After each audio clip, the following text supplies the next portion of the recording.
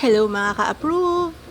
For today's video, magluto tayo sa isa sa mga pinaka-underrated na ulam pero napakasarap at napakadali ring lutuin. Luto po tayo ng fish curry. Kahit anong isda pwede nyong gawing fish curry. Pero ang niluto po namin ay yellowfin tuna po. Dahil nga napakadaling lutuin ito, nakalimutan namin pindutin yung record habang niluluto ito.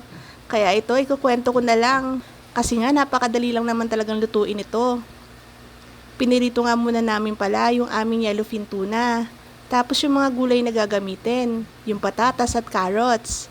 Pagkatapos namin prituhin yun, nag-umpisa na kaming maggisa. Ginisa lang po namin yung luya, bawang, at saka yung sibuyas. Pagkatapos po nun, ay tinimplahan na po natin yun ng asin at paminta. Tapos ay naglagay tayo ng 2 kutsara ng curry powder. Hinalo-halo lang po natin yon. Pagkatapos po nun, pwede ninyong ilagay yung ating gata. 1 cup po ng gata yung ilagay natin dyan. Tapos po, pakuluan lang natin yan para maluto yung gata. Pag kumulo na po yan, pwede na po natin ilagay yung pinirito nating yellowfin tuna. I-coat lang po natin ng ating curry sauce.